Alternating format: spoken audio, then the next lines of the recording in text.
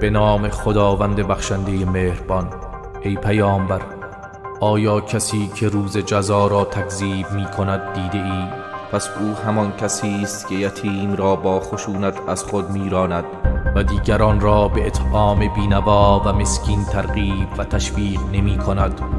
همو براتون در همو اولوچه تاکسی ها ما بار میکنیم، سیستمی در دستاتون میتیم، همو با تو منزلاتون تو خاناتون میبرم. خب شهر جوان تمام یک کاروبکا اپا جان دویمو در خیلی موجی رو در نمازاتون دوگو باشه که همیشه با کارشون برارن خیلی همون موجی رو. خب اپا هایکه اکا جوی نایده هایکه اونو ازده کسی بس کم ساخت دازیات خسن فایز کفره هم بس بگشتن یک دسته مالا دست نمی کرد تکید خوب چور دا بیار هایکه اکا مالی همین وعده میتونی که بچه تا بیار ببینیم خیلی میریم زدش میتونیم میشوه بیار شیرش هم ببینیم کلانه برای زنگی رشیده چند ساله؟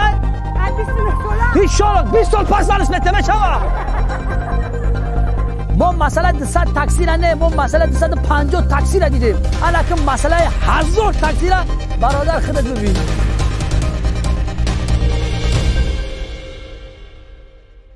سلام هموطنان عزیز، سلام به تمام مردم تاجیکستان که بیرون از تاجیکستان در فدراسیون روسیه عموما در تمام دنیا کار میکنید، فعالیت میکنید، زندگی میکنید. سلام به همه شما.